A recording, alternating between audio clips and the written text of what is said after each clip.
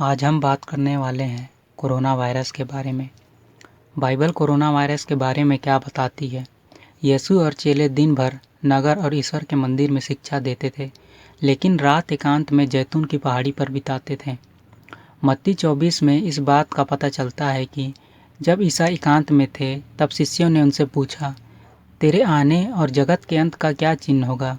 तब ईसा ने उन्हें बताया, मेरा नाम लेकर बहुत से झूठे मसीहा आएंगे।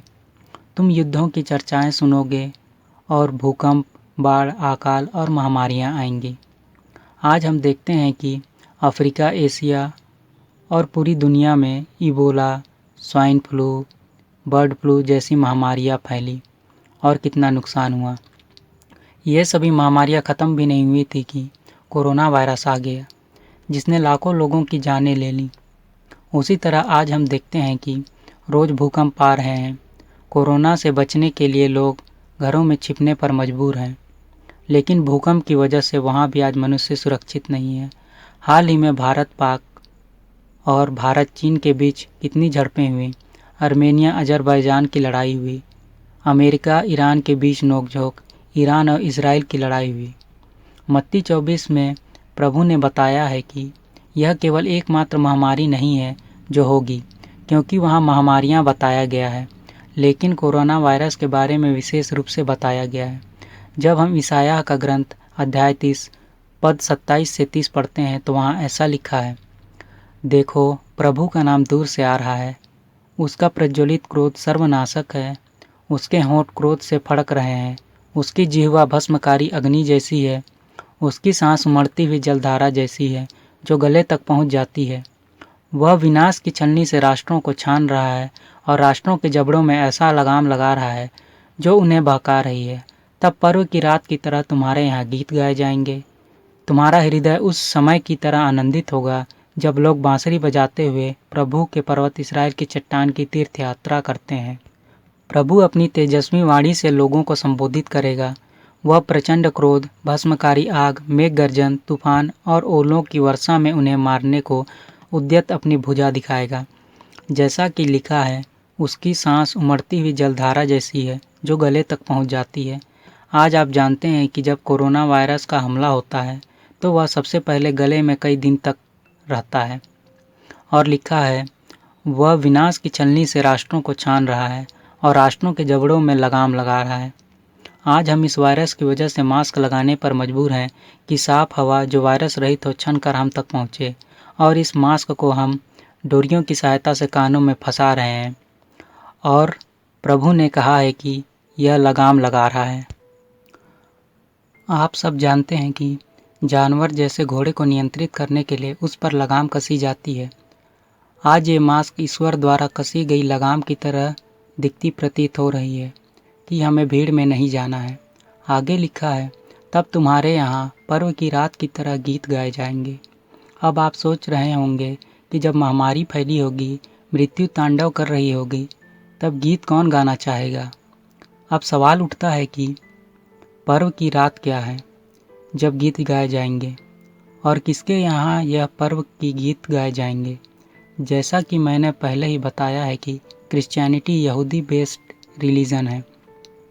यहूदी एक पर्व मनाते हैं जो पिछली बार 8 अप्रैल 2020 से 16 अप्रैल 2020 तक मनाया गया। इस पर्व की शुरुआत ईश्वर ने यहूदियों से तब कराई थी जब वे मिस्र में मिस्रियों के गुलाम थे, जिसकी चर्चा निर्गमन 12 में की गई है।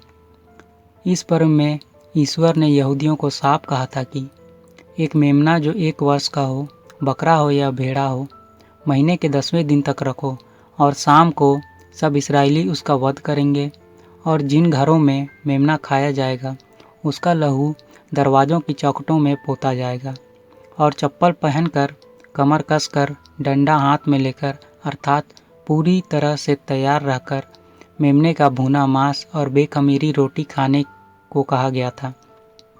उसी पद 12 में प्रभु ने मूसा से कहा था कि उसी रात मैं प्रभु मिस्र देश का परिभ्रमण करूंगा। मिस्र देश में मनुष्यों और पशुओं के सभी पहलौठे बच्चों को मार डालूंगा और मिस्र के सभी देवताओं को भी दंड दूंगा। तुम लहू पोत कर दिखा दोगे कि तुम किन घरों में रहते हो। वह लहू देखकर मैं तुम लोगों को छोड़ दूंगा, तुम विपत्ति से बच जाओगे। तुम उस दिन का स्मरण रखोगे और उसे प्रभु के आदर में पर्व के रूप में मनाओगे। इस प्रकार प्रभु ने पर्व की स्थापना कराई थी, जो दिन ढलने के बाद मनाया जाता है।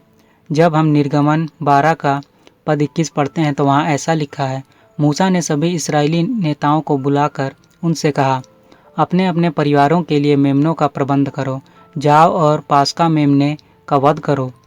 तब तुम जूफा गुच्छा बर्तन में रखे हुए रक्त में डुबो और बर्तन का रक्त चौखट और द्वार के दोनों बाजुओं पर लगाओ।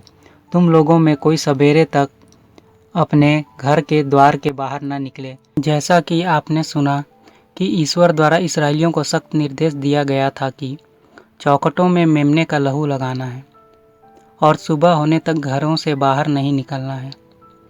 एक तरह से ईश्वर ने सुबह तक उनके लिए लॉकडाउन लगाया था, जैसा कि आज इस कोरोना वायरस के कारण लॉकडाउन लगाया गया है। फसह के इस पर्व की स्थापना की रात को छोड़कर इस्राएलियों ने 2020 से पहले कभी भी दोबारा द्वार बंद कर इस पर्व को नहीं मनाया था। मगर इस वायरस की वजह से 2020 का फसह पर्व यहूदियों ने बिल्कुल पर्व की रात की तरह मना लिया है। कई बड़े यहूदी रब्बियों का मानना है कि यह मसीहा के आगमन से संबंधित भविष्यवाणियों में से एक थी, जो 2020 में पूरी हो गई। यहूदी पिछले 2000 सालों से अपने मसीहा के आगमन का इंतजार कर रहे हैं। रब्बियों का मानना है कि भविष्यवाणी यही थी कि मसीहा के आगमन से पहले तुम एक फसह का पर्व बिल्कुल पर्व की रात की तरह मनाओगे, जिसके बारे में ईसायाह ने बताया था।